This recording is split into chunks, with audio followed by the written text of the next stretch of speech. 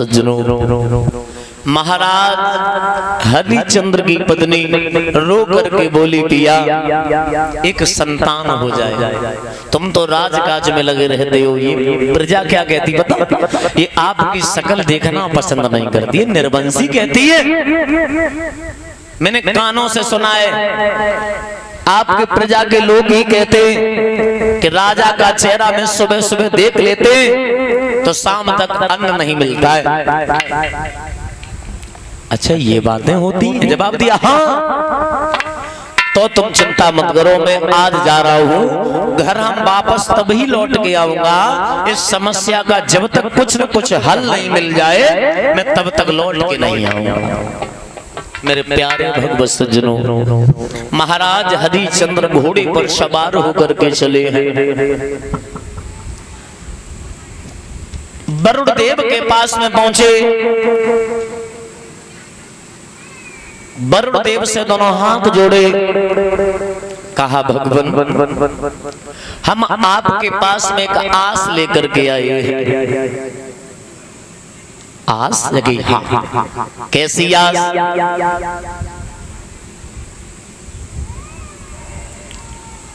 हमारे आंगन में किसी संतान ने जन्म नहीं लिया, आपका आशीर्वाद लेने के लिए हम आए। आपका आशीर्वाद मिल जाए तो हमारे आंगन में संतान एक हो जाए। मेरे प्यारे भगवत सज्जनों,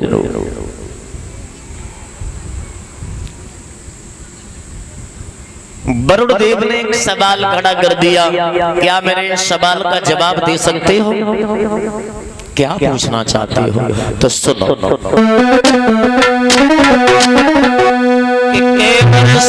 थोड़ी गई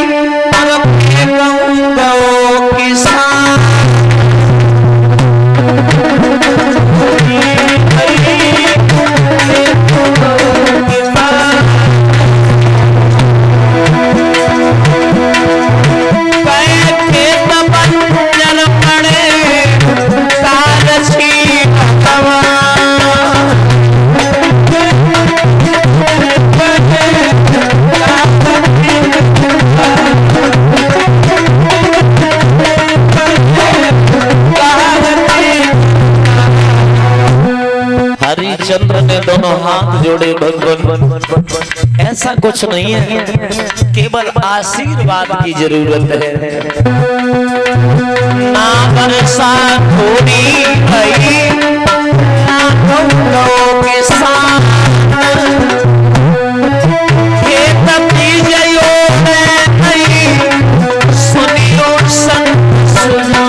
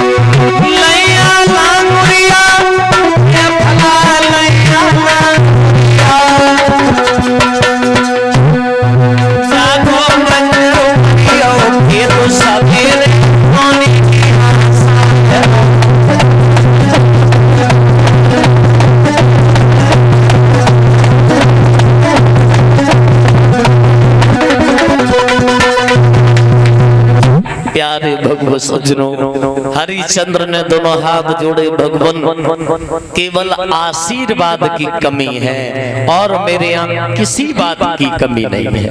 आपका आशीर्वाद मिल जाए तो मेरे घर में भी एक दीपक जल जाए,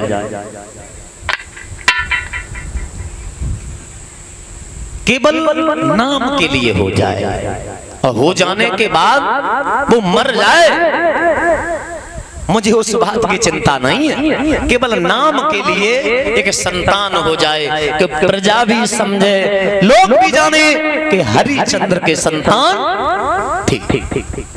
अबे निर्वंशी कहते हैं मेरा चेहरा देखना पसंद नहीं करते हैं, ये कलंक तो मिट जाएगा, ये दोष तो हट जाएगा। तो वरुण देव ने वही बात पकड़ ली। अच्छा संतान हो जाए, हो जाने के बाद मर जाए तुम्हें चिंता तो नहीं है? जवाब दिया रत्ती भर चिंता ना, केवल हो जाए। तो वरुण देव ने कहा कि जाओ हरिचंद्र तुम्हारी संतान हो जाएगा, एक काम करना होगा, संतान हो जाए तो हमारा एक यज्ञ कर देना, उस यज्ञ में उस पुत्र की बलि चढ़ा देना, बस इतना काम कर दो, वचन दो तो संतान हो जाएगा। सोई हरिचंद्र हाथ जोड़ के बोले महाराज मैं वचन देता हूँ, मैं पुत्र की बलि चढ़ा देंगे, बस केवल पुत्र हो जाए। जवाब दिया तो जाओ पुत्र हो जाएगा। प्यारे भगवत सज्जनों, जैसे ही कुछ वर्ष बाद महाराज हरिचंद्र के आंगन में बहुत सुंदर पुत्र का जन्म हुआ। वरुण देव को मालूम पड़ गया, वरुण देव दरवाजे आ गए, हरिचंद्र अरे हमने सुना है तुम्हारी संतान हो गई। हरिचंद्र बोले हाँ संतान हो गई। अरे तो हमारा यज्ञ कब होगा? अच्छा आप ही सोचो, अबे लला को 10 दिन आए भाई, अबे हम बलि चढ़ाई देंगे तो बाकी मैया ने कहूँ संतान को मुख तो देखो ना, अब पहली बार जीवन में तो मुख देखो तो नेक थोड़ो सियानो हो जान दे, और मैया रोए रोए मर जाइए, समझ रहे हो? दांत निकले आन दो तब हमें यज्ञ कर देंगे। जवाब दिया ठीक है। मेरे प्यारे भगवत सज्जनों, वरुण देव लौट गए, हरिचंद्र झूठ बोल गए। जब बालक के दांत निकले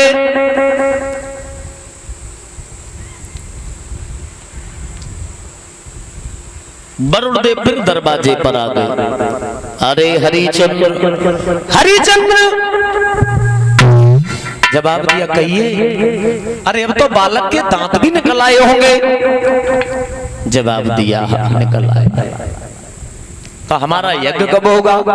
तो हमने जी वाले दांत थोड़ी नहीं बताए थे, ये तो दूध वाले दांत हैं, ये दांत घुट जाए तब हम यज्ञ कर। दूसरी बार झूठ बोल गए, फिर वापस कर दिया। तीसरी बार आने को हुए और मैया को अवगत हो गया कि हमारे पिया वरुण देव के यज्ञ में मेरे पुत्र को चढ़ाना चाह रहे हैं। सोई मैया ने कलाई पकड़ी लहुआ